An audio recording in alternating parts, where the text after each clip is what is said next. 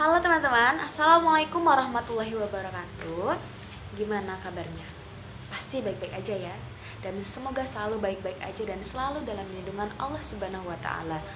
Oke, jadi kali ini teman-teman kita akan sedikit belajar dan memahami terkait model pembelajaran Learning Start with a Questions. Nah, jadi model pembelajaran ini merupakan model pembelajaran di mana siswa diarahkan untuk belajar mandiri dengan membuat pertanyaan-pertanyaan berdasarkan teks atau bacaan yang sudah diberikan oleh guru. Nah, kali ini model pembelajaran Learning Start with a Question akan kita aplikasikan dalam mata pelajaran Sejarah Kebudayaan Islam pada bab Pendidikan Islam di masa penjajahan Belanda. Dan gak usah lama-lama, sekarang kita langsung praktek aja. Jangan lupa salam dulu. Waalaikumsalam. Alhamdulillah, pagi cerah ya anak-anak. Gimana kabarnya hari ini? Alhamdulillah, luar biasa.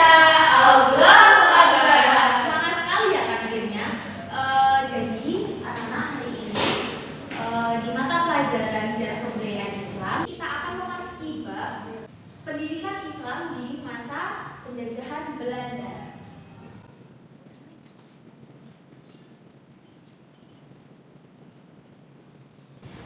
Supaya belajar lebih asik, kita bisa menambahkan game di sela-sela pelajaran. Kalau misalkan main game dulu, pertama-tama ibu minta teman-teman untuk mengangkat tangan kanan. Yang di sebelah kiri, teman-teman yang di sebelah kiri, coba pegang bahu temannya. Ya. Yang di sebelah sini tuh kiri ya? Kiri ya? Yang kiri pegang teman yang sebelah sana. Ya, kamu pegang yang sini. Kalau yang sebelah sini, kamu pegang bahunya sendiri.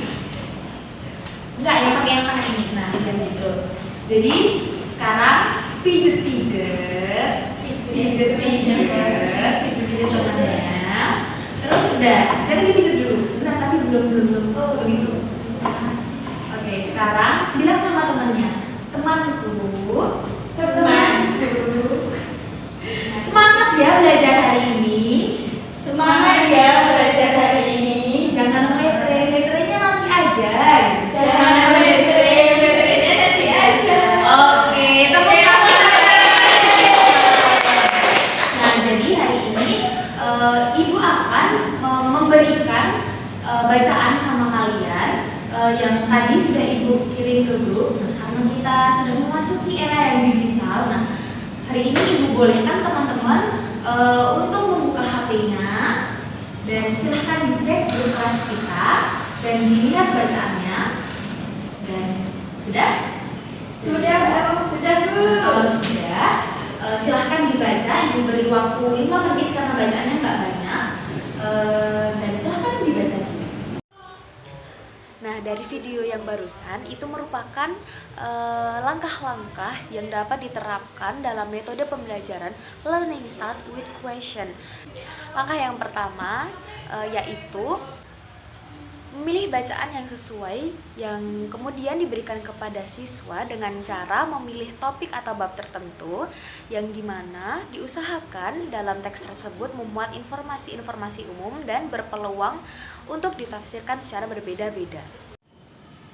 Oke, jadi anak-anak mohon maaf tadi ibu lupa bilang. Nah, jadi setelah kalian membaca, kalian tandai bacaan atau kalimat yang kalian belum tahu, kalian belum paham, dan kemudian kalian bisa diskusikan dulu sama teman-teman sebangku kalian. Begitu. Setelah itu, kalau misalkan sudah ditandai, nah disitu kan berarti yang belum kalian pahami. Kemudian nanti kalian bisa tanyakan kepada ibu dan kemudian nanti kita bahas bareng-bareng. Oke, silahkan dilanjutkan.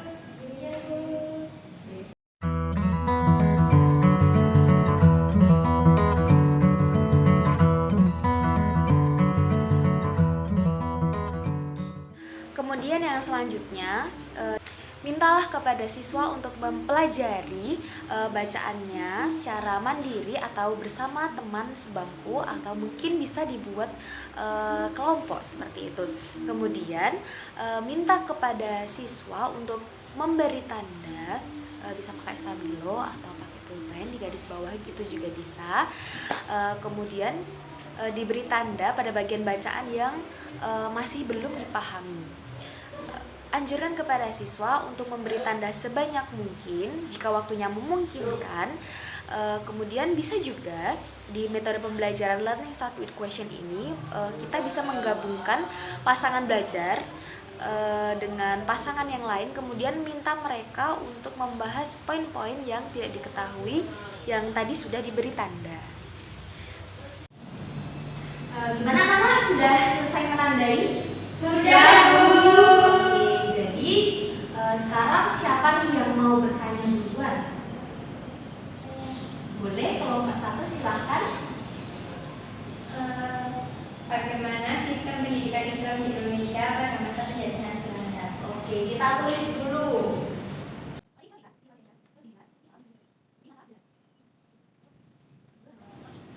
Oke, jadi langsung saja kita bahas. Nah, sistem pendidikan Islam di masa penjajahan Belanda. Jadi pada masa kolonial Belanda atau di masa penjajahan Belanda, pendidikan Islam itu disebut juga dengan bumi putra. Alasannya adalah karena memasuki pendidikan Islam seluruhnya itu orang-orang itu orang-orang pribumi atau orang-orang asli dari Indonesia. Nah, pendidikan Islam pada masa penjajahan Belanda itu sistemnya ada 3.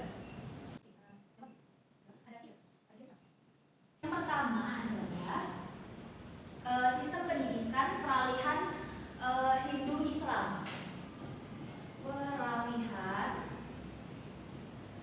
Hindu-Islam.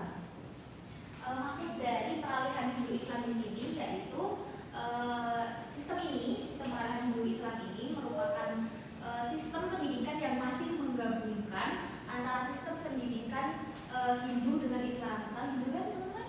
Ya, agama Hindu ya. Gitu. Jadi kemudian sistem pendidikan yang selanjutnya itu sistem pendidikan surau. Sistem pendidikan surau.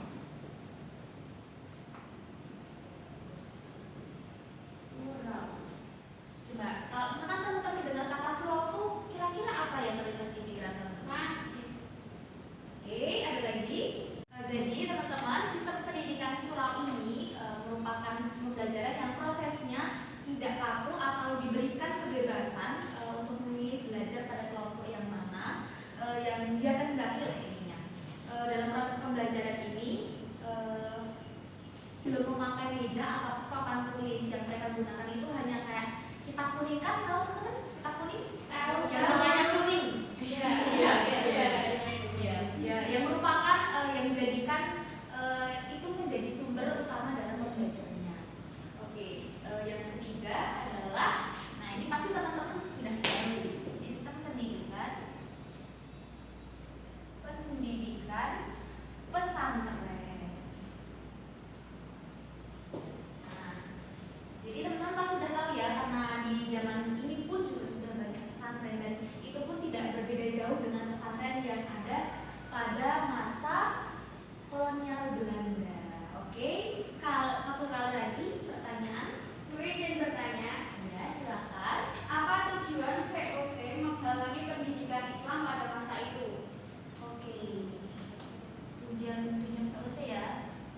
Tujuan dari VOC. Tujuan VOC pada zaman atau sejak zaman VOC itu datang ke Indonesia, motif mereka datang ke Indonesia itu sudah sudah bermotif ekonomi, politik dan juga agama. Kemudian ketika Van den Bosch menjadi gubernur jenderal di Jakarta pada tahun 1831, di situ keluar kebijakan di mana sekolah-sekolah gereja dianggap dan diperlukan sebagai sekolah pemerintah. Kemudian departemen yang mengurus pendidikan dan keagamaan dijadikan satu, dan tiap daerah kepresidenan didirikan Oke, dan untuk pendidikan, untuk komunitas muslim sendiri, VOC itu tidak ikut campur mengurusi atau mengaturnya. Namun pada tahun 1882, pemerintah Belanda membentuk badan khusus yang bertugas mengawasi kehidupan beragama dan pendidikan Islam.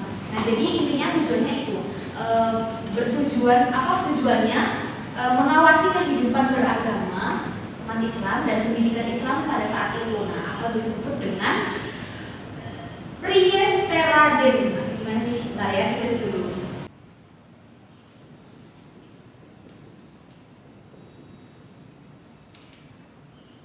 Nah, teman-teman mau baca dari mana ya? Silahkan dibaca ya. Begitu tulisannya, teman-teman. Kemudian dalam pasangan kelompok atau teman sebangku tadi, kita bisa meminta siswa untuk menuliskan pertanyaannya tentang materi yang tadi sudah mereka baca, atau bisa minta siswa untuk menyebutkan pertanyaannya dari bangku mereka. Kemudian sampaikan materi pelajaran dengan menjawab pertanyaan-pertanyaan tersebut, atau bisa dibahas bersama-sama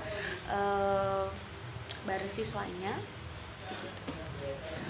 Oke. Sepertinya pertanyaannya sudah cukup karena waktunya juga sudah cukup. Setelah selesai pembelajaran, jangan lupa untuk tetap mengucapkan rasa syukur dan kemudian salam. Ibu yang cantik-cantik sudah mau berpartisipasi dalam diskusi kita hari ini. Sebelum kita tutup pembelajaran, ada baiknya kita tutup dengan bacaan hamdalah bersama-sama.